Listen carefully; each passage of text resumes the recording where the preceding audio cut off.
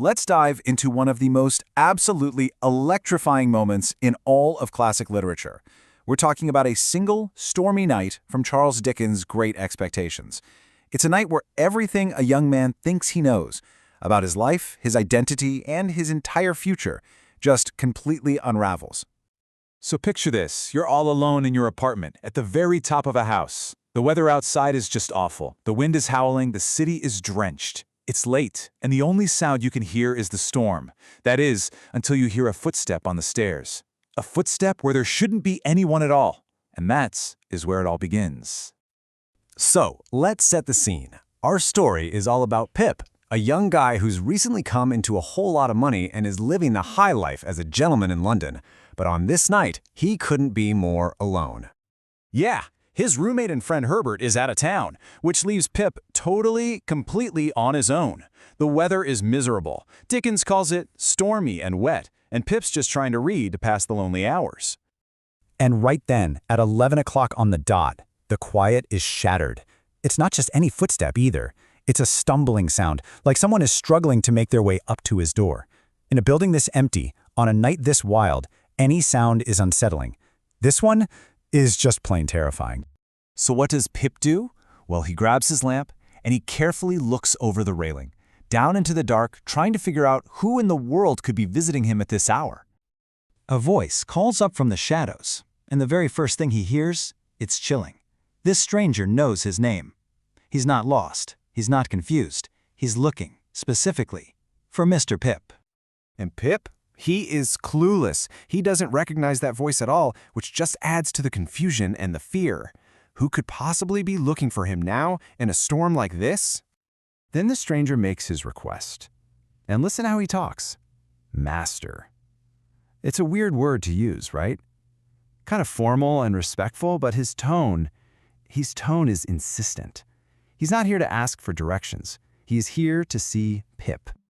So, as the man finally steps into the light of the lamp, Pip gets his first real look at him. He's older, maybe 60, strong guy. His clothes are coarse, kind of like a sailor's, and his face is all weathered and tan, like he's spent years out in the sun and sea. You can just picture it, right? He sticks out like a sore thumb in Pip's fancy gentleman's apartment. So at this point, you're probably thinking exactly what Pip is thinking. Who is this guy? What could he possibly want? And why does Pip get this strange feeling of dread when the man holds out both of his hands towards him? The man makes himself comfortable by the fire, and as Pip is studying this guy's face, something starts to click. A really bad memory from way back in his childhood. And then, in a single terrifying moment, it all comes flooding back. And bam! It hits him. Dickens says it happens in a flash. This isn't just some random stranger. This is the convict, the escaped prisoner that he, as a terrified little boy, helped out on the marshes. The man who threatened to cut out his heart and liver. He's here, in his room. But here's the twist. The first thing out of his mouth isn't a threat, it's gratitude. He tells Pip that he has never, ever forgotten that small act of kindness from all those years ago. It's a memory he has apparently held on to for decades. But yeah, gratitude is just the tip of the iceberg. The real reason he's here is about to completely destroy Pip's world. So the convict starts explaining his life story. He was sent away to the New World, to Australia. And he didn't just get by, He actually did really well for himself. He worked with livestock, became a sheep farmer, and against all odds, he got rich, like really rich. And this is where it gets really tense. The man starts asking these very specific questions, and it becomes clear he knows all these private details about Pip's life, how much money he gets, where he lives, even the name of his lawyer. How on earth could this guy from his past know all this stuff? And then he drops the bombshell, the one sentence that changes everything. The convict, with tears welling up in his eyes, looks at a totally stunned Pip and tells him that he's the source of the money. He's the secret benefactor. He's the one who made Pip a gentleman.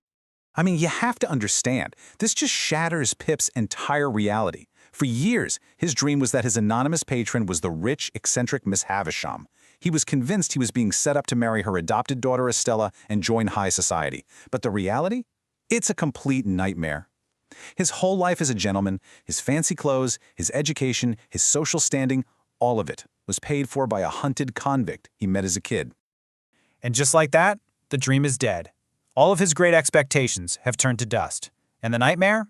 Oh, it's just getting started. Think about this for a second. The convict calls himself Pip's second father, but Pip feels nothing but disgust and dread. He actually shrinks away when the man tries to touch him. The very person who gave him this incredible life is someone he finds completely repulsive. Okay, let's just break down how bad this is for Pip.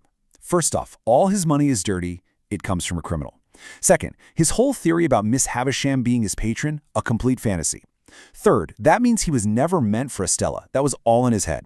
Fourth, his entire status as a gentleman is a total lie. And fifth, and this is the really terrifying part, he is now hiding a wanted fugitive. And this isn't some abstract threat. The danger is very, very real. The convict spells it out for him. He was transported for life. Coming back to England is an offense, punishable by death.